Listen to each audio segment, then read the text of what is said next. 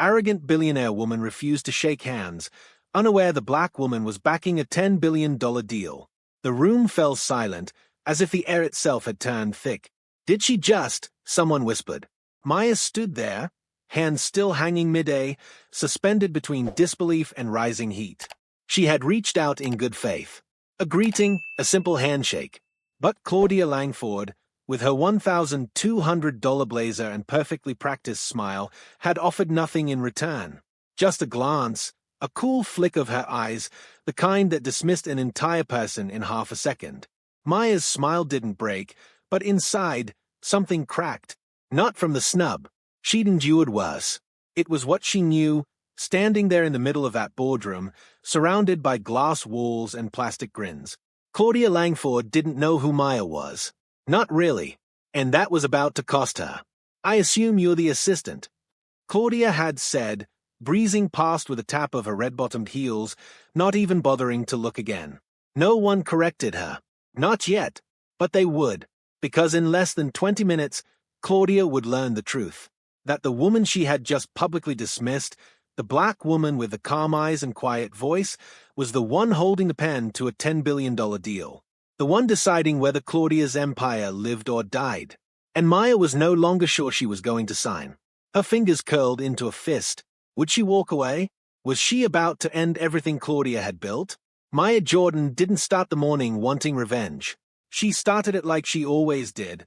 Before the sun, sitting at her tiny kitchen table in a soft hoodie, phone face down, silence around her. Her apartment overlooked the East River, a view she barely had time to enjoy anymore. She sipped coffee out of a chipped mug she refused to replace, even though she could afford 20 like it. That mug had gotten her through grad school.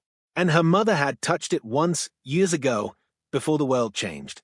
She scrolled through the documents one more time. Her team in Singapore had confirmed the numbers. The valuation was right. The risks were manageable. Everything about the Langford acquisition made sense, on paper. But Maya didn't make decisions based only on numbers. Her phone buzzed. Cam. Morning. You good? Yay. You. Tell me you're not still going through that file. You know you already made the call. Maybe. You've run it 5 times. You're just afraid to see her again. She didn't respond. He wasn't wrong. Maya had built MJ Capital to be quiet power. No glossy profiles. No gala appearances. She didn't care about the spotlight. She cared about building things that mattered, and controlling which hands got to shape the future. That meant being in rooms where people like her weren't expected, and sometimes not even seen. Claudia Langford had never once made eye contact the first time they met, years ago, back when Maya was just starting out. Claudia had smiled at the white guy standing beside her and assumed Maya was someone's assistant. It was a small thing, maybe. A moment. But Maya remembered it. She remembered everything.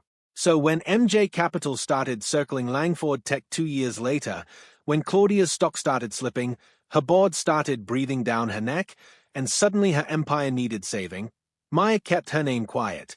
Let the intermediaries handle it. She wanted to see if anything had changed. Today was the final meeting. The formal introduction.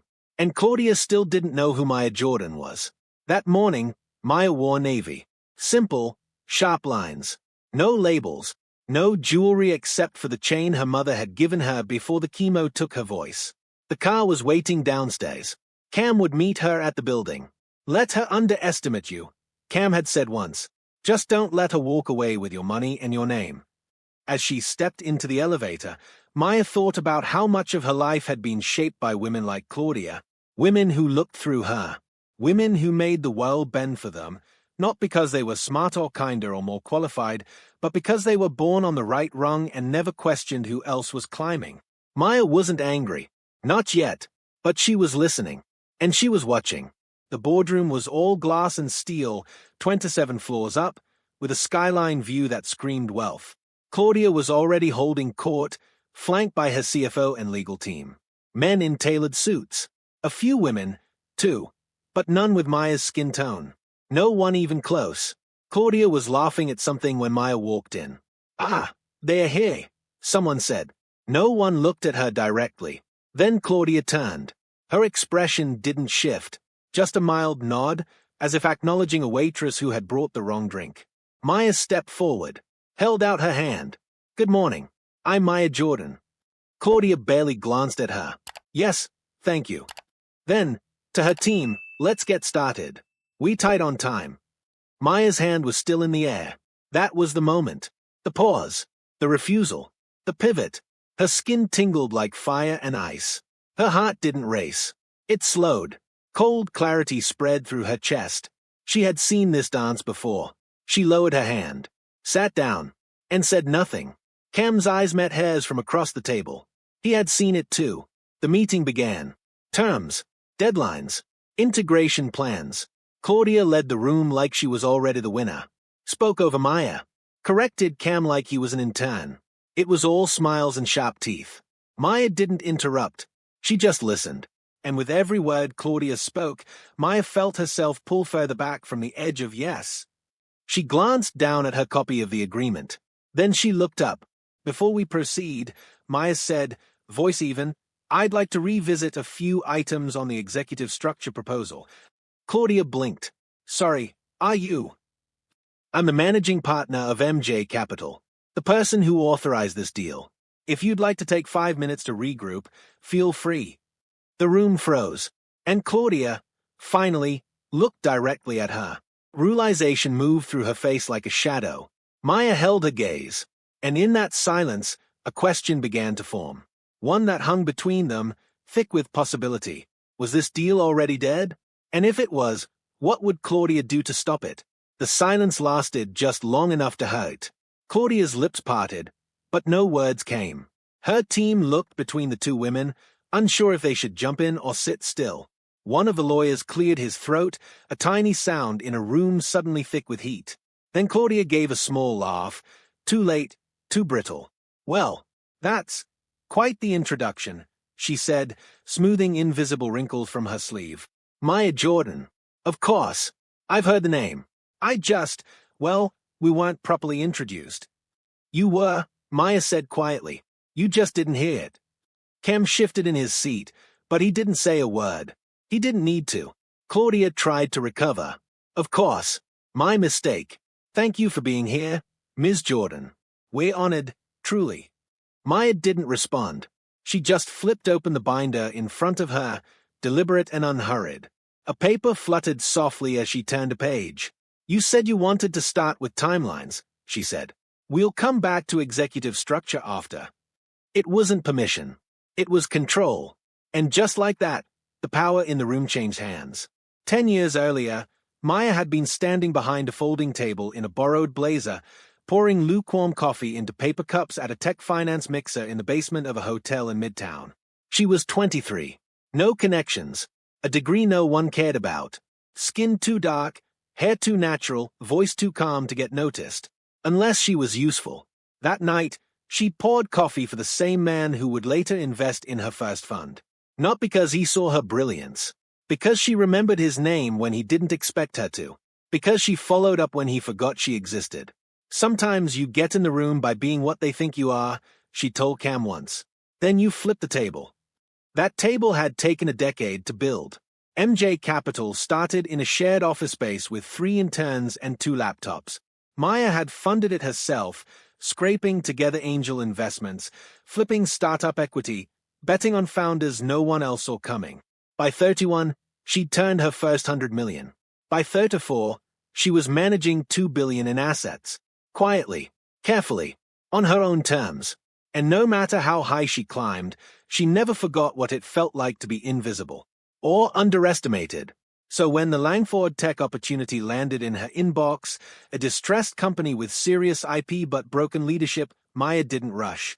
She watched, waited, let Claudia squirm through a year of stock slides, PR flops, and clumsy restructuring before stepping in. By the time Claudia's board got desperate enough to entertain private capital, Maya already owned more than 12% through proxies. But she never revealed herself. Not until today. "Can we talk privately?" Claudia asked after the meeting ended. Maya didn't answer at first. She was stacking her papers with perfect, quiet care. Cam didn't move. The rest of the team stood awkwardly, not sure if they were dismissed. "Clear the room," Claudia said, voice sharper now. The door closed behind the last person. Claudia stood at the far end of a long table, arms crossed. I want to apologize, she said, too quickly. For earlier. I didn't realize who you were. Maya looked up. That's the point. Claudia exhaled, smiled tightly. Look, this deal is important. To a lot of people. I don't think we should let a moment derail what's in everyone's best interest. Maya stood, walked slowly to the window. Why didn't you shake my hand? She asked without turning around. Claudia blinked. I didn't mean anything by it. I was distracted. I had a dozen things going through my mind. It wasn't personal. It's always personal, Maya said. Silence again. The kind that peels skin. Maya turned. I'm not here to humiliate you. Or punish you. That's not my interest. I came here to see if this company deserves to be saved. And today was clarifying. Claudia's face hardened.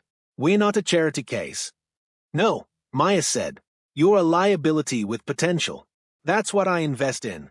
She walked to the door, paused. I haven't made a decision yet. But if this deal moves forward, things will change. You won't be running the company. Claudia's voice dropped. That's not part of the agreement. It is now. Maya opened the door. Then she looked back. You asked earlier if a handshake really matters. It does. Because you never know who you're shaking hands with. That night, Maya sat in her apartment again, the river dark and restless outside her window. Her phone buzzed. Cam, you okay? She didn't answer right away. She poured a glass of wine, turned off the lights, let the city burn below her. This wasn't over. The deal wasn't dead. Not yet. But something in her had shifted. The part that used to crave proving herself, silenced. The part that used to walk away from insults just to keep the peace, gone. She picked up her phone. Typed back. Let's rewrite the terms. All of them. Every last one. Then she set the phone down and whispered, not to anyone, just to the dark, no more tables. I'd build a room now. And for the first time in weeks, she smiled. But across the city, Claudia Langford wasn't smiling. She was dialing numbers, calling favors, plotting, because she wasn't going to let go without a fight. And Maya? She had no idea just how far Claudia would go. Maya woke to war. Not bullets and fire, but emails, legal alerts, leaked headlines. Somewhere between 4 a.m. and dawn, someone had sent a whisper through the right channels, and that whisper turned into a story, private equity shark circling Langford Tech. Sources say hostile takeover looms. It wasn't true. Not yet. But truth rarely mattered in business. Perception was currency, and Claudia had just dropped the value of Maya's in the open market. Cam called before she could finish reading the article. You see it. Yay. She's throwing punches early. Sloppy ones. Sloppy can still break ribs. Maya stared at the screen. There it was, her name. Not MJ Capital. Not an unnamed investor. Maya Jordan, dragged into the light with language loaded like a weapon. Aggressive, power-hungry, backed by foreign capital. Questionable tactics. And nowhere in the article did it mention what Langford Tech was doing wrong. Just speculation. Claudia had played this well. If Maya pushed forward now, she'd look like a predator. You want to fight this? Cam asked. Maya stood by the window, gripping her coffee like a tether. No. Pause. You're walking. I'm going to wait. For what? For her next mistake. By noon, the buzz had reached Maya's own board. Calls came in. Curious. Careful. Some concerned. A few disappointed. She took none of them. Instead, she walked into the one place she hadn't visited in over a year. Her mother's house in New Rochelle. The place with peeling paint and wind chimes that still whispered her name when she walked past. The house had been empty since last spring, but Maya kept it up. She couldn't sell it. Not yet. There were too many ghosts stitched into the wallpaper.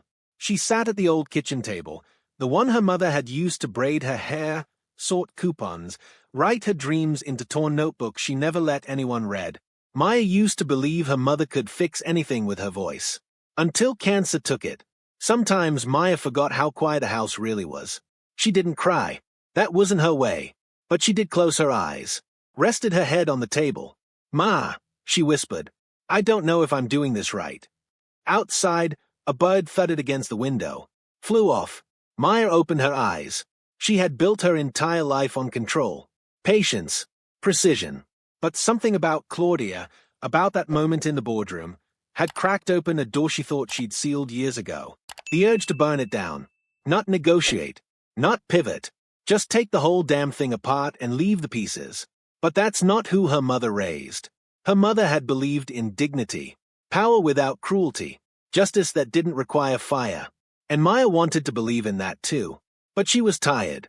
So tired. She stood, looked around the kitchen like she was trying to find something she didn't know she'd lost. Then her phone buzzed again. Cam, she's pulling the China division. Her pulse kicked up. What do you mean? Langford just announced they are spinning off underperforming assets. Shanghai office included. That was the division we planned to fix. She's carving us out. Yay. And she's doing it fast. Maya stared at the screen. Claudia wasn't just trying to poison the deal. She was cutting Maya's legs out before she could even run. Move the meeting up, Maya told her chief of staff. I want Langford's board in the room tomorrow. All of them. They are not going to like that. They don't have to. She hung up and called Cam next. Pull the original audit. All of it. I want to see what Claudia's hiding in the Shanghai numbers. Nobody dumps a division that fast unless it's about to explode. You think it's fraud? I think she's betting I'll back off. And will you? Maya didn't answer, because the truth was, she didn't know. Not yet. The boardroom smelled like lemon polish and threat. Every Langford director was in attendance the next day, flown in or dialed in, tight-lipped and stiff-collared. Maya sat at the head of the table, hands folded. Claudia arrived 10 minutes late, wearing a white suit that practically glowed. Maya, she said, all soft vowels and false warmth. Always a pleasure. You're making moves without disclosing them to your investors, Maya said, skipping pleasantries. That's a problem. It's restructuring, Claudia replied. We're within bounds. You're cutting your cleanest division on the eve of a deal. Why? Claudia gave a thin smile. Because I don't want this deal anymore. Silence. Maya raised an eyebrow. Excuse me. I don't think MJ Capital is the right partner for us. I've decided to pursue other options. You don't have the authority to walk away. Claudia leaned forward. I have the board. No, Maya said. You had the board. You lost them the minute that article dropped. She turned to the directors, who were shifting uncomfortably in their seats. You want Langford to survive. Maya said. Then you need a CEO who doesn't start a war she can't win. Claudia's been hiding losses in the Shanghai branch, burying debt in dummy LLCs, and now she's trying to dump it before the audit hits. We have the numbers. Cam slid a folder across the table. One of the directors opened it. Claudia's face changed. Only slightly. But enough. This is slander, she hissed. It's math, Maya replied. And it's yours. The room snapped awake. Voices rising. Papers rustling. Directors whispering. Someone from legal started texting under the table. Maya sat back and let it happen. Then she stood, walked toward the glass wall, looked out at the city. I didn't come here to destroy anything, she said quietly. But if you force my hand, I will. She turned to the board. I'm giving you 1 hour. Either Claudia resigns or the deal's dead, and so is your company. She walked out without waiting for a reply. In the hallway, Cam caught up with her. You sure about this? No, Maya said. But I'm not going to let her paint me into the villain just because I didn't smile and let her talk down to me. They waited in the lounge. 4 to 7 minutes later, the boardroom door opened. One of the directors walked out, eyes wide. It's done, he said. She's out. Maya didn't celebrate. She nodded. We'll move forward then. But even as the pieces fell into place, she couldn't shake the feeling in her gut. Claudia hadn't screamed, hadn't begged, hadn't even made a final play. That meant one thing. She wasn't done yet. And whatever was coming next, Maya wasn't ready for it. Claudia Langford wasn't done yet. Maya could feel it. She didn't need to check her phone, didn't need to ask Cam for updates. She just knew. The night after the boardroom showdown, Maya lay awake, staring at the ceiling in her dark apartment, the river outside her window a blur of rippling lights.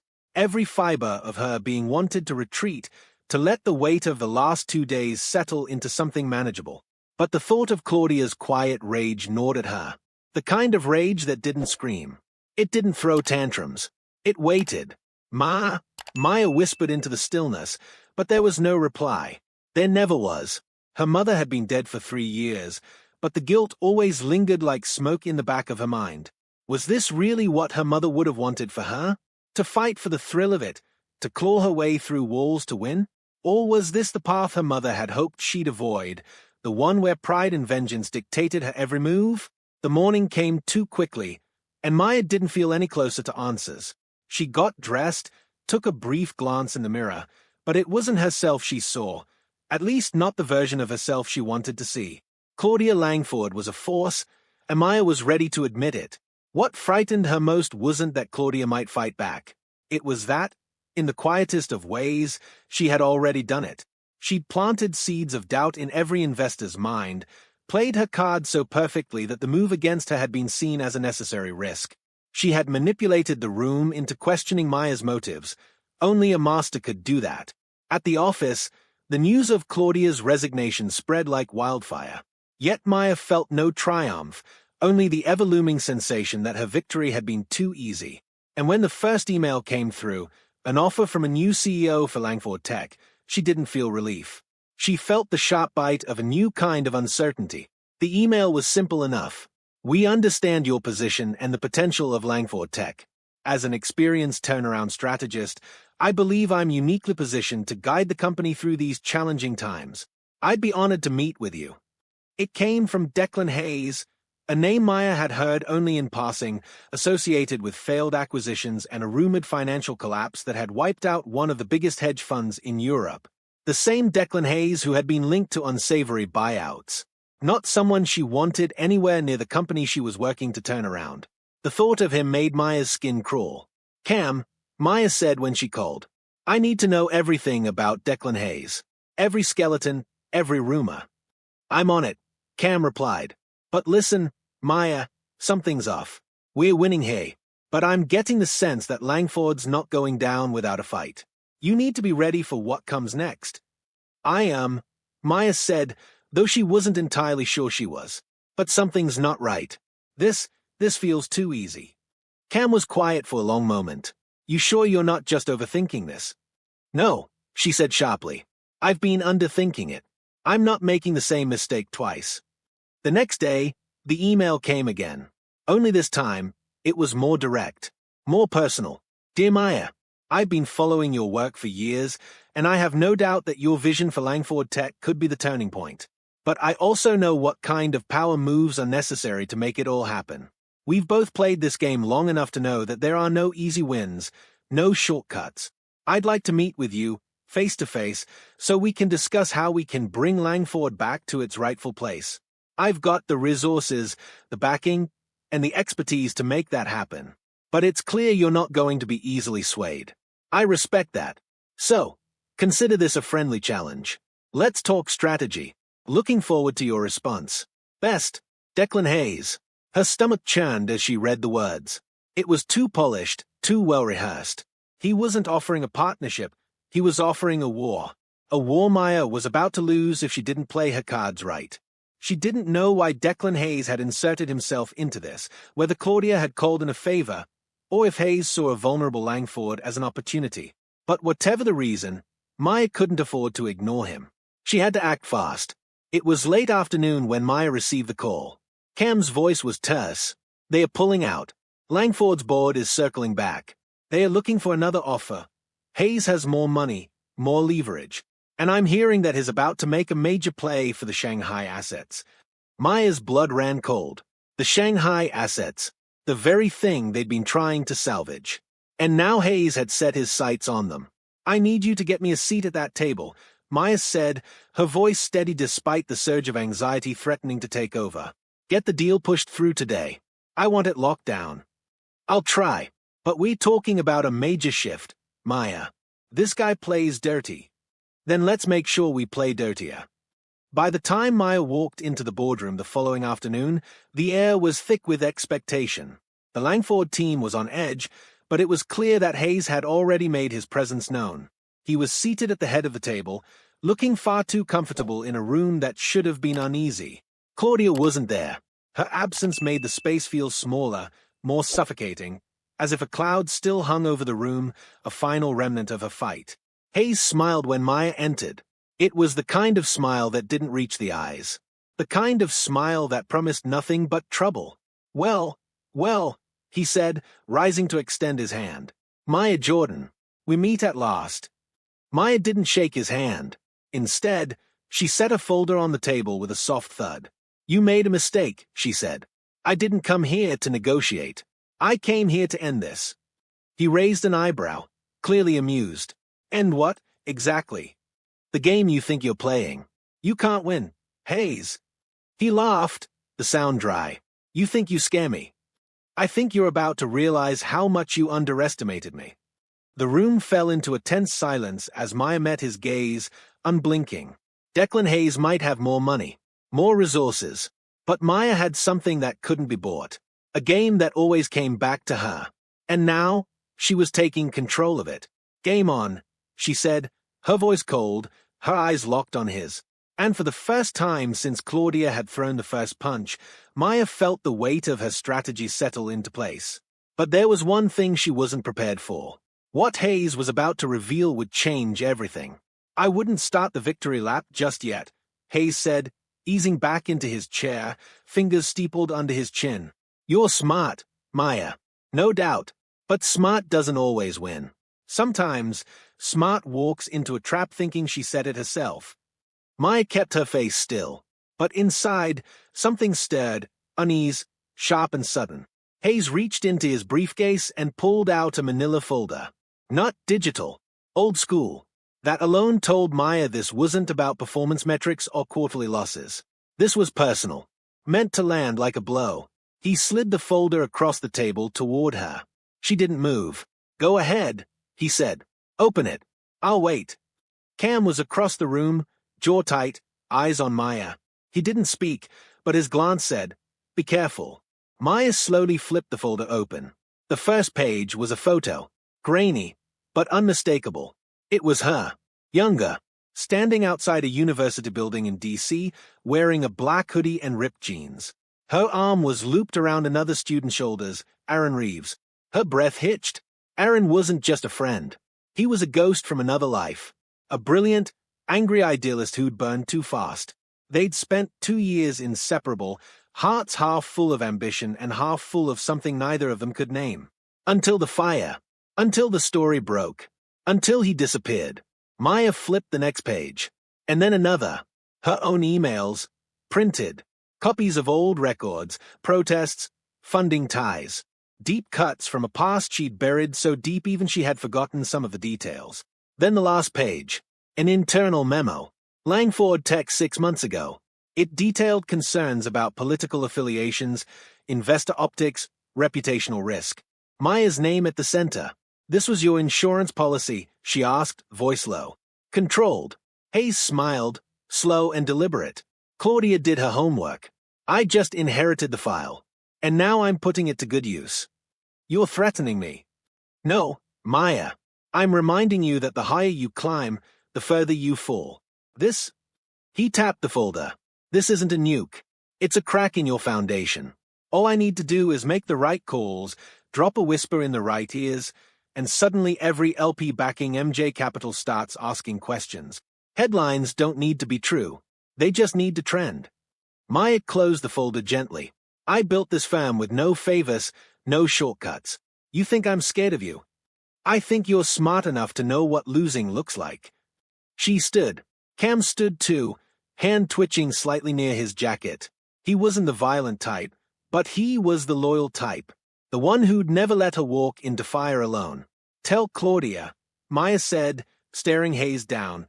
If she wanted to bury me, she should have done it herself. You're just the hired gun. She's already moved on. Hayes replied, This is my game now. No, Maya said. It's mine. They walked out of the boardroom and down the hallway, Maya gripping the folder with a strange calm. Cam followed in silence. You okay? He asked once they reached the elevator. No. You want to hit back? She turned to him. Yes. They didn't say anything else on the ride down. But the plan was already forming. That night, Maya didn't go home. She went to a bar in Harlem that her father used to take her to as a kid, back before he split.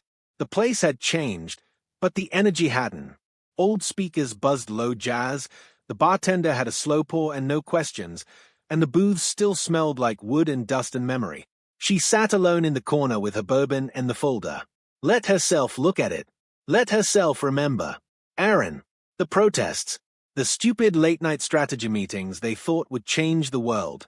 The night everything went sideways, when a building burned and no one could prove who started it.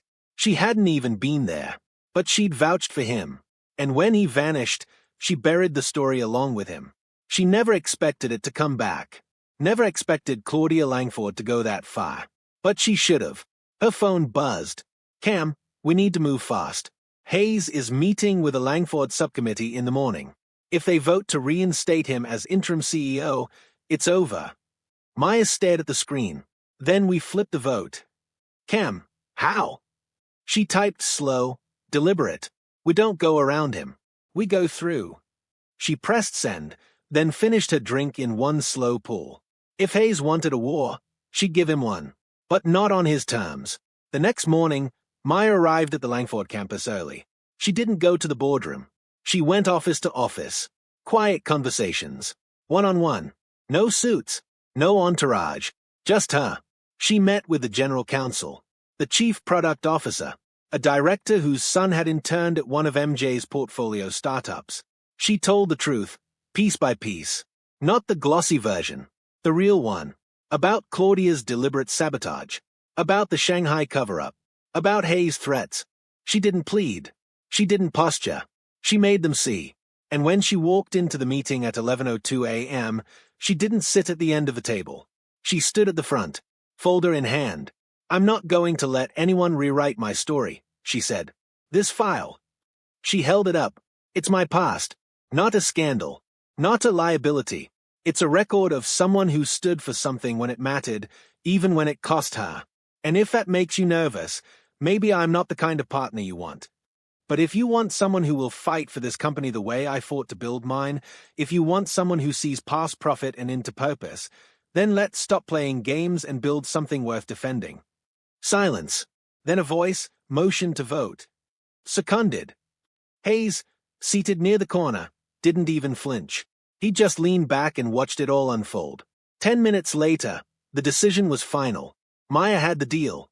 Hayes was out. For now. As the boardroom emptied, he approached her, slow and smooth. Well played, he said. Maya didn't smile. This isn't a game, she said. It's legacy. She walked out, heels echoing on the tile, heart still pounding. She'd won, but she knew it wasn't over. Not yet, because Claudia Langford hadn't spoken her last word. And somewhere in the shadows, Maya knew the real war hadn't even started. Rain streaked the car windows as Maya sat alone in the back seat, parked outside MJ Capital's Midtown office. The leather seat creaked quietly when she shifted her weight. Her phone buzzed with messages, board congratulations, news alerts, shallow praise from people who hadn't said her name out loud until yesterday. Langford's deal was done. Secured. Signed. Her firm now owned controlling interest in a company that had once scoffed at her resume. But the victory didn't taste the way she thought it would. It tasted like concrete. Like exhaustion. She leaned her head back and closed her eyes. Because Claudia still hadn't made a move. And that silence was louder than any press release. Boss? Cam's voice came through the intercom from the front seat. You want to go in? No, she didn't open her eyes. Drive me somewhere quiet. Anywhere in mind. Not yet. The car pulled away from the curb, merging with traffic. Maya let the city blur past her. She'd grown up in Queens, raised by a single mother who cleaned offices at night and took community college classes during the day. Her mother never had time for fear or vanity. She moved like a force, quietly, relentlessly. Maya learned early how to shrink herself in rich rooms, how to sound grateful without sounding weak, how to smile when men interrupted her mid-sentence, and how to say that's interesting when someone stole her idea and repeated it louder. She'd survived it all with grit and control. But Claudia Langford wasn't trying to interrupt her. Claudia was trying to erase her. And that was a different war entirely. 2 days later, Claudia re-emerged. Not with a press conference. Not with a lawsuit. With a dinner invitation. Hand-delivered to MJ Capital by private courier in a thick white envelope. No return address. Just one card. Maya, let's talk. The Penthouse. Tuesday, 9 p.m. See. Cam read it over her shoulder and immediately shook his head. You can't be serious. It's a setup. Maybe, Maya said. But if she wanted to bury me, she had the chance. She didn't take it. Yet. Maya met his eyes. If she's coming at me, I want to see her face when she does it. The Penthouse was private, old money, quiet views of the Hudson, all polished oak and understated gold. Claudia sat at the window, already sipping from a wine glass, dressed in black like a widow who hadn't decided whether to mourn or celebrate. Maya walked in alone. No Cam, no protection, just her. You're late, Claudia said, without standing. I'm not, Maya replied, sliding into the chair across from her. You're just early. Claudia tilted her head, amused. Still sharp. Still vague. A server approached. Maya waved them off. I didn't come to eat. Claudia swirled her wine. You always were efficient. Even back then. Maya's eyes narrowed. Back when? Claudia smiled faintly. DC09. You gave a talk on racial equity in tech funding. I sat in the back row. You had fire. Maya stared at her, caught off guard. You were they. I've been watching you longer than you think. Claudia leaned forward. And I knew. That day in the boardroom. I knew who you were. I just needed to see how you'd react. Maya felt her stomach twist. You're lying. No, Claudia said. I'm playing. Maya sat back, cold realization settling in. You refused my handshake on purpose. Claudia's smile didn't reach her eyes. You don't win in this world by being fair, Maya. You win by knowing how people bleed. And you thought that would make me fold. No, Claudia said. I thought it would make you hungry. Silence stretched between them. Maya's voice came low. So this was all a test. Claudia nodded slowly. The deal. Hayes. The board. I wanted to know how far you'd go. Whether you'd burn it all down or build something better. And now that you know. Claudia took a long sip of wine. I want in. Maya blinked. What? I want a seat at your table. Not to run things. Not to control them. But to build something bigger than both of us. Maya's hands tightened around the edge of the table. You tried to ruin me. Claudia looked at her, eyes flat and unflinching. And you survived. That means you're ready. You passed. Maya stood. Let me tell you something, Claudia. I didn't need your test. I didn't need your approval. And I'm not looking for a mentor. I'm building a legacy. One where women like you don't get to decide who's ready. Claudia didn't flinch. And what happens when the world tries to erase you again? What happens when the next Hayes comes, and he's smarter than the last? Maya stepped close, voice sharp and quiet. Then I hope he's ready to lose too. She turned to leave. Claudia called out softly. You think this is the end? Maya didn't turn around. I think this is the part where you realize you bet against the wrong woman. She walked out into the night. The door closed behind her with a whisper, and Claudia Langford sat alone, smiling like someone who had just started a fire. The next morning, MJ Capital's inbox lit up like a power line in a thunderstorm. Not from press, not from angry clients, from offers. A German AI firm, a biotech company in Boston, 2 emerging markets fintech startups out of Lagos and Sao Paulo. Suddenly, everyone wanted Maya Jordan in the room. Everyone wanted her firm's money, her mind, her name on their cap table. Cam burst into her office holding a printed list like it was radioactive. This is wild, he said, pacing. Half of these people wouldn't even take our calls last year. Now they are tripping over themselves trying to get on your calendar. Maya didn't look up from her laptop. That's how this city works. One day you're the question mark. Next day, you're the prize. You think Claudia leaked something? No, she said. I think I won. She kept typing. Cam sat down across from her, exhaling hard. What's the move now? She paused. We get quiet. His eyebrows rose. You just got louder than ever. That's the problem. All this attention? It's not just opportunity. It's distraction. We keep our head down and our work sharp. Let them talk. We focus on what we're building. Cam studied her. You're not done with Claudia, are you? She looked at him. Claudia's not done with me. She was right. At 3:47 p.m., a story broke. It didn't lead with Maya's name. It led with Claudia's. Claudia Langford launches new firm to invest in women of color startups. It's time we back each other. Maya read the headline 3 times before she said a word. Cam stared at her from the door. You've got to be kidding me. Claudia's face looked almost saintly in the photos. A soft white blouse, natural lighting, eyes that seemed warm, empathetic, human. The article was short, digestible, perfect for investors who wanted to feel good about themselves. She's rebranding, Maya thought, turning herself from the arrogant billionaire who snubbed a black woman into the woman now funding them. It was masterful, infuriating, and smart. Claudia was laying a trap again, not for Maya directly, but for the narrative. She was trying to co-opt Maya's mission. Blur the lines. Be seen as an ally, a visionary, a changed woman. But Maya had spent too long building in silence to let someone else tell her story louder. She stood from her chair. Call Lillian, she told Cam. Our comms director. No, the Lillian. From Power Table. I'm doing the interview.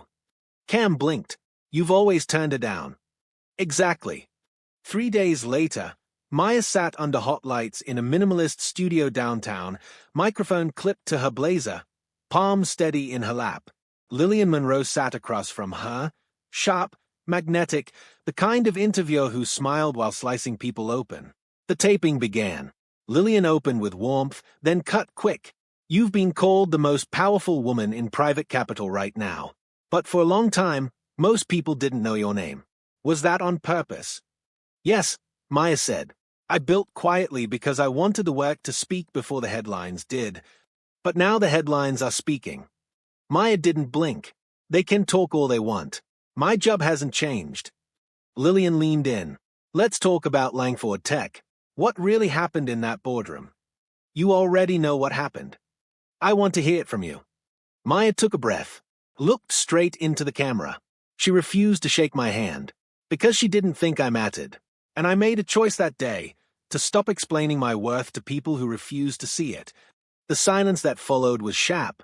Lillian nodded slowly. And now Claudia Langford is launching her own fund, claiming to support the very community she once dismissed. What do you make of that? Maya smiled faintly. I think some people will always follow the noise. I'd rather follow the work. Lillian raised an eyebrow. Is that a yes to competition? It's a yes to truth. The interview dropped the next morning and lit the internet on fire. Clips shared in seconds. Millions of views. Young founders called Maya a blueprint. Executives reposted with fire emojis. And Claudia? Claudia went quiet. For the first time since Maya had met her, Claudia didn't hit back. Not publicly, but the damage wasn't done. Because 1 week later, a whisper reached Maya's desk. Cam walked in holding a sealed envelope. From Singapore, he said, anonymous drop to our office. No return address. Maya opened it. Inside was a USB stick. And a note. If you're still building your legacy, you need to see what Claudia left behind. The Shanghai books weren't the only thing she buried. Maya held the drive in her palm like it might burn her. Cam frowned. You think it's real? I think, Maya said, it's time we find out. She plugged the drive in. And what she saw next changed everything. The screen lit up in a quiet hum. Cam stood behind her, arms crossed tight, eyes locked on the monitor. Files loaded, slow at first. Old spreadsheets, internal memos, meeting transcripts, some redacted, others not. Most were dated between 2020 and 2022, when Langford Tech's expansion into Southeast Asia was at its peak and its most unstable. At first, it looked like nothing new. Then Maya opened a file labeled simply N9 internal only. Her breath hitched. Cam leaned closer. What is that? Maya didn't answer. She clicked. The document was a summary written by Langford's own internal compliance officer. It detailed a confidential agreement between Langford Tech and a military-affiliated shell firm in Myanmar. The purpose? Infrastructure contracts in exchange for tech support. Communications software, specifically, marketed as security tools.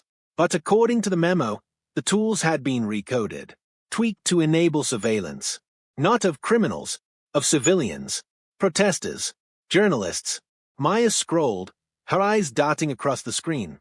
The agreement had been approved by Langford's overseas division. Signed off by Claudia herself. This isn't just shady, Cam said, stunned. This is criminal. Human rights violations. If this leaks. Maya's jaw clenched. It won't just tank her fund. It'll blow up every investor still aligned with her. Every board seat. Every partnership. Cam pulled back. So what now? Do we leak it? No, Maya said immediately. That's a game. Secrets, pressure, optics. We don't play it like that. Cam stared. Maya, this is massive. You could end her. For real.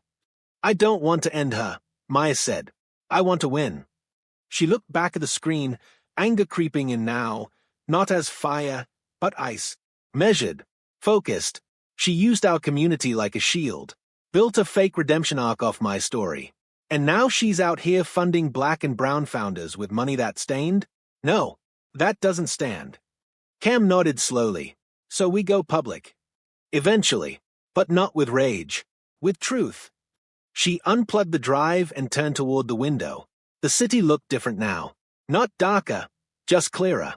I want a call set with every investor she's pitched in the last 60 days, Maya said. And I want it personal. I'll take the meetings myself. Won't that tip her off? I want her tipped off, Maya said. I want her to know I saw it. That I know exactly who she is.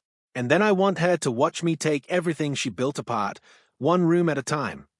Claudia didn't call, didn't text, didn't show her face on LinkedIn or in the press. But the silence, it was cracking. Within a week, MJ Capital was fielding calls from founders who had turned down Claudia's fund. They wanted to talk. They wanted a different story to believe in. One with integrity behind it. Maya's schedule filled up, not with noise, but with substance. The kind of people who had stopped waiting for permission and started asking real questions. One afternoon, as Maya left a lunch meeting in the Flatiron, her phone buzzed. Unknown number. Blocked caller. She almost ignored it. But she didn't. She answered. No hello. Just a voice. You have no idea what you've done. Claudia. Maya stopped in the middle of the sidewalk. I've done exactly what I came to do. You made this personal. You did that the day you decided my presence was optional. Claudia exhaled into the phone. You want to stand on a podium, talk about dignity, justice, legacy? Fine. But I'm warning you. I didn't start from nothing like you. I started from everything. And I still had to fight for a seat. You think you scare me? Maya's voice came calm. Cool. No. I think you scare yourself. Silence. Then a click. She was gone. Maya stood there for a long moment, phone still pressed to her ear. It didn't feel like victory. It felt like closing. A door finally shutting behind her. 2 weeks later, Claudia Langford formally withdrew from her own fund. The announcement was buried. No interviews. No PR campaign. A quiet step down to focus on family and long-term ventures. But everyone in the industry knew. And so did Maya. Because the week after that, Forbes ran a new cover. The woman who didn't just take power, she redefined it. Maya Jordan. No smiles, just stillness. Her eyes sharp, calm, steady. A black woman who no longer had to explain her worth. The article ran 12 pages. But the sentence that echoed loudest? She didn't take down Claudia Langford. She simply built something stronger beside her and waited for the foundation to crack. Maya read it once, then again, and when she was done, she set it aside. She had a meeting to get to. A new founder. A new idea. A new seed. And Maya was ready to plant it. Not to prove anything. Just to grow. But before she walked out the door, she opened her desk drawer, pulled out the manila folder Hayes had once used as a weapon. She slipped it inside a box marked Legacy. And shut it for good. The studio lights buzzed low and warm as Maya sat down in front of the MIC. Not the type of stage she was used to, no suits, no silent boardrooms, but the podcast studio felt more honest. Stripped down. Real. The host was a 30-something woman named Yora Bell, a former engineer turned founder, with a no-nonsense voice and a million-listener platform. Yora adjusted her headphones. You ready? Maya nodded. Let's talk. The red recording light blinked on. So, Maya Jordan, Yora began. You've become the face of power in a space where power doesn't usually look like you. You've stayed out of the spotlight for years, and now you're everywhere. Why now? Maya didn't hesitate, because too many people were telling my story without asking me for the ending. Yora smiled. You've said before that you don't like being called a disruptor. Why? Disruption is just what people call it when someone walks in the door they were never supposed to fit through. I'm not here to flip tables. I'm here to own the building. The two women laughed, and Maya felt a rare comfort settle in her chest. This wasn't strategy. It wasn't a calculated PR move. It was truth, hers. They talked about legacy, about community funding models, about how Maya had turned MJ Capital into the quiet spine behind some of the most promising startups in the world. But then Yora leaned forward, voice softening. Let's talk about Langford. Everyone else has. You never named names, never aired dirty laundry. But that story's out now. The surveillance contracts, the manipulation, the smear campaign. If you could say one thing to her, what would it be? The air thickened. Maya sat with the question. Then she said, I'd say thank you. Yora raised her eyebrows. I mean it, Maya continued. Thank you for underestimating me. For handing me the match and assuming I'd never strike it.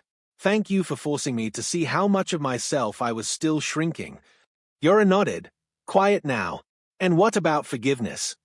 Maya paused. I believe in growth. I don't believe in letting harm go unnamed. You don't get to rebrand yourself out of accountability. That silence again. Heavier this time. But not tense. Honest. And the little black girl listening to this right now, Yora asked softly, who's wondering if she's allowed to dream this big? What do you want her to know? Maya didn't smile. She spoke like she was speaking to her own childhood self. You're allowed to take up space. You're allowed to be smarter, quieter, tougher, kinder. You're allowed to own the whole damn room. Not because someone gave you permission. Because it's already yours. The red light clicked off. Yora reached over and touched Maya's hand. That'll live forever. Later that night, Maya stood on the rooftop of her building, glass of ginger ale in hand, when tugging at the hem of her shirt. Cam joined her after midnight, tie loosened, exhaustion in his eyes. We did it, he said. No, Maya said, we started. Cam looked out at the skyline. Claudia's gone. The press has moved on. You think it'll stay quiet? Not for long. It never does. But you're ready. She turned to him. I'm always ready. He laughed softly. You ever going to take a break? Soon. Maybe. She paused. But not yet. Cam hesitated. You ever wonder how different it would have been if she'd just shaken your hand? Maya looked out over the city. A long silence passed. No, she said finally. Because that moment didn't define me. It revealed her. She finished her drink, then whispered more to herself than to Cam, and now the world knows the difference. But far across the city, in a quiet private estate north of the Hudson, a letter sat on Claudia Langford's desk. No return address. Just a single sheet of thick paper. One sentence. We see you, and we remember. No signature. No threat. Just a warning. She read it twice, then folded it slowly. She wasn't the villain anymore. But she would never be innocent again. And Maya? Maya was just getting started. A week later, Maya walked into the kind of room she used to dream about. The ceiling soared high above her, all exposed beams and matte black ducts, glass walls catching light like knives. This was no boardroom. It was her space, the new MJ Capital headquarters. Still unfinished, still full of echoes and plywood and promise. But real, tangible. The kind of place you didn't just build companies from, you built futures. She ran her fingers along the edge of a raw concrete pillar. It was cold, rough, unpolished, like the truth. Cam walked in from the elevator carrying 2 coffees and a blueprint tube under one arm. First full week, he said, handing her the drink. How's it feel? Maya took a sip and exhaled slowly. Louder. Louder. I was invisible for so long. Now everyone's looking. It's louder. Cam nodded. You ever miss the silence? Sometimes, she admitted. But I didn't build this place to hide in. He unrolled the blueprints on a folding table, weighted them down with 2 notebooks. Founders are flying in this afternoon. Nigeria, Colombia, East Oakland. Everyone's ready. Maya nodded, eyes scanning the layout. She'd intentionally designed the space without a traditional corner office. No hierarchies, no thrones, just tables, rooms, whiteboards, and corners for dreaming. Startups don't need kings, she said. They need space to breathe. Cam looked at her, and a queen with a flamethrower. She smirked, only if they stopped breathing. They both laughed, deep, tired, honest. But the lightness faded when Cam's phone buzzed. He glanced at the screen, and his jaw tightened. Something wrong. He hesitated. Maybe. There's a name that popped up in our system this morning. New firm. Delaware-based LLC. Filed last week. Okay. Cam handed her his phone. Check the founder. Maya read the name on the filing. Hayes and Langford Global Ventures. Her face hardened. They're back. Looks like it. Claudia and Declan. Together. A snake with 2 heads. Cam tapped the phone. They are pitching Latin America first. Energy and tech infrastructure plays. Not trying to compete with you directly, but it's coming. Maya stared at the name again. It never ends, she said quietly. Cam leaned against the table. So what do you want to do? She looked out at the floor-to-ceiling windows, the skyline blazing with possibility. We let them build, she said. And while they chase control, we build community. He frowned. That's it. No, Maya said. We stay smarter, quieter, but we don't just react to them. We outrun them. She turned to face him fully. We don't fight their war. We build our world. By Thursday, Maya was in Sao Paulo. She moved fast now. No press, no entourage. Just her and a notebook, a translator when needed, and the fire that had carried her across a decade of locked doors. The founder she came to see, Isabella Rocha, was a former teacher who had designed a new distributed learning platform for rural schools with no internet. The technology was simple, scalable, and Maya could see it working across the globe. But Isabella was nervous. Everyone wants to partner, she said in Portuguese. But no one believes. They want to own it, reshape it, dilute it. You don't. Maya leaned in. Because I remember what it feels like to be invited to your own idea as a guest. They shook hands. And that deal, small by comparison, but mighty in vision, was the beginning of something Maya hadn't built before. Legacy that listened. That night, in her hotel room, she sat barefoot on the balcony, laptop open, stars overhead like scattered coins. Her inbox pinged with a message from an old address. No subject line. No greeting. Just, I underestimated you. Not your power, your restraint. See, Maya stared at the screen for a long moment. Then she typed one line back. You still are. She didn't press send. She closed the laptop. Some stories didn't need replies. Some fires didn't need more air. She lay back on the chair, arms crossed behind her head, and let the night carry her forward. Because Claudia Langford was in the past now. But the future? That belonged to Maya Jordan. The sky over Nairobi cracked with thunder as Maya stepped onto the tarmac. The air was thick, swollen with rain, and the clouds hung low like they had secrets to keep. She tugged her coat tighter around her, one hand still clutching her phone. Cam's voice buzzed in her ear. They're moving faster than we thought. Hayes and Langford just announced their first round. $400 million, raised quietly through sovereign funds. No U.S. press. And no oversight, Maya said. That money's meant to move without questions. They are shopping hard in Africa and Southeast Asia. Cheap governments, fragile data laws, infrastructure gaps. They are going to try and buy everything. She stepped into the terminal, rain trailing behind her. Then we don't let them. Nairobi wasn't new to her. She'd been coming here for 5 years, long before the cameras caught up. But this visit felt different. Not because of the attention, because of what was at stake. The people she came to meet weren't venture darlings. They weren't on the speaking circuit or making Forbes lists. They were scrappy, brilliant, and exhausted from years of being promised everything only to be handed pennies and told to be grateful. Maya sat on a rooftop with Amina Yusuf, the founder of a solar logistics startup that had figured out a way to keep rural medical supply chains powered 24/7 with tech built in a garage. They offered me triple your valuation, Amina said, sipping tea like it was nothing. Said I could keep my name on the company even if I lost the vote on every decision. Did you ask why? Amina smiled. Because they think I scare easily. Maya grinned. Do you? Amina leaned in. I said no, but I need a partner who doesn't just protect me. I need someone who pushes me to lead. Maya reached across the table. You found her. Back in New York, MJ Capital's team was working around the clock. The Hayes and Langford news had put everyone on edge. Not because Maya wasn't winning. She was. But because their enemies had learned from their losses. They were getting subtle. And subtle, in business, was dangerous. By Friday, Maya sat in her office with a full report.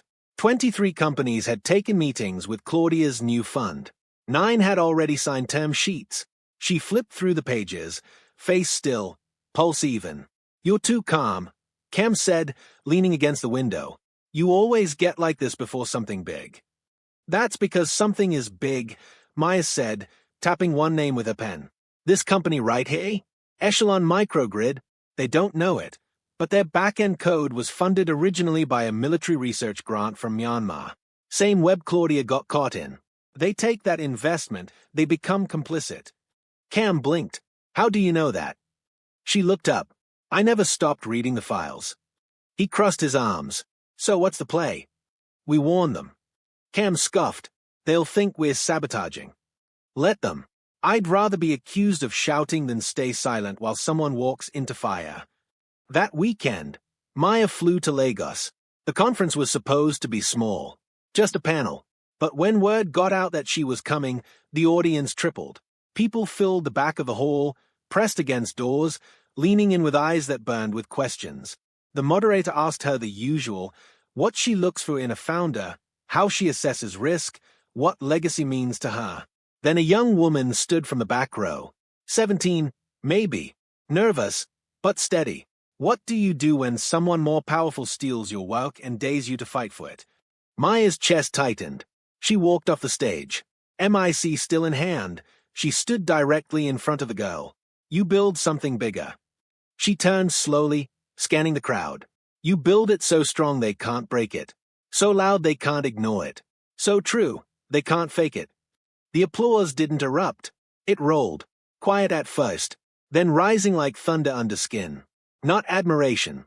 Recognition. The next morning, her phone buzzed with a name she hadn't seen in months. Aaron Reeves. She froze. Her thumb hovered over the screen. The message preview was short. Maya. I heard about Claudia. And the files. I need to see you. It's about what we built back then. It's not over.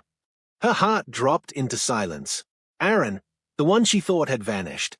The one tied to her past like a live wire. She sank into the nearest chair. This wasn't over. Claudia was just the start. Now the past was coming back.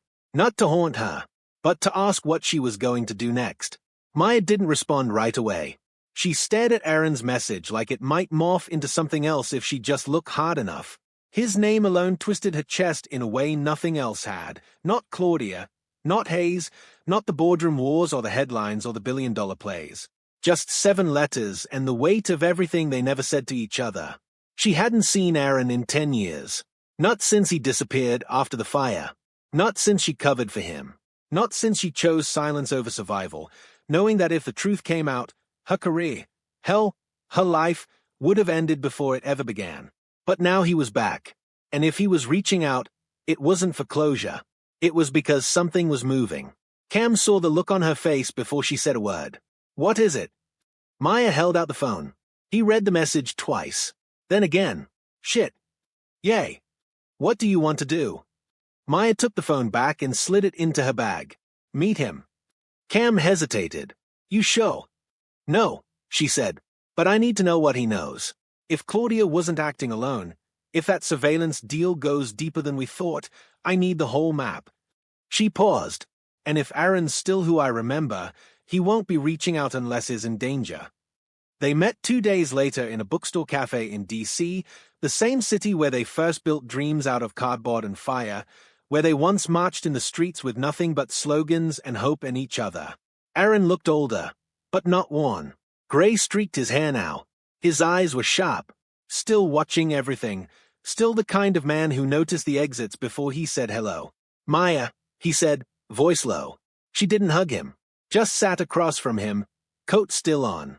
You look like a ghost, she said quietly. Sometimes I feel like one. They stared at each other a moment too long. Then he pulled out a hard drive and slid it across the table. You were right. The Myanmar contract wasn't isolated. It was a proof of concept. Maya didn't touch it. How far does it go? 4 companies, 3 countries, 1 shell firm that traces back to a defense contractor in Virginia, one that also funded Langford Series B in 2018. It's all in there. And why now? Aaron looked down, then back up. Because someone tried to kill me last month. Maya's jaw tightened. Car hacked. Brakes failed. Drove off the side of a road outside Kampala. I survived. Barely. The laptop didn't. You think it was Claudia? No. She's a player. But she's not the one running this. She's just protecting her legacy. The real threat is the network she built it on. The money behind her. The people who don't show up in articles. Maya finally reached for the drive. What do you need from me? Aaron's voice cracked a little. A witness. With power. With a name they can't erase. She looked him in the eye. You think they won't try? He smiled. Not with humor. With truth. They will. Maya sat back. Exhaled. This wasn't about Langford Tech anymore. This wasn't about Claudia. This was about every system she had stepped around, every silence she had learned to navigate, every room she had entered by biting her tongue. This was the machine. And now she had proof. Not just of Claudia's sins, but of the web behind her. Maya stood. Come to New York. Aaron blinked. What? You want this story out? You want the truth to land hard enough to make it matter? We do it loud. On my terms. You're sure? No, she said again. But I'm not hiding. Back in Manhattan, Maya called her legal counsel. We're going public. There was a pause on the other end of the line. Then, everything. Yes, including the drive. Maya, that's going to bring heat. Real heat. I know. Her attorney's voice softened. This could cost you everything. No, Maya said. It's the only way I keep anything that matters. The press conference was scheduled for the following week. Not in a hotel ballroom. Not in a private boardroom. On the steps of the MJ Capitol building. She didn't want filters. She wanted concrete. Truth. Ground. That morning, Cam stood beside her, face pale but steady. Aaron waited in the wings, ready to give his statement. You don't have to do this, Cam said quietly. Maya smiled, her voice calm. I already did. The camera lights flared. The mics went live. Maya stepped to the podium, folder in hand. And for the first time in her life, she didn't speak like someone breaking into power. She spoke like someone holding it, and refusing to let it be stolen again. Not by Claudia, not by Hayes, not by the silent empire of men who thought no one would ever come for them. The storm had arrived, and Maya Jordan wasn't just weathering it. She was it.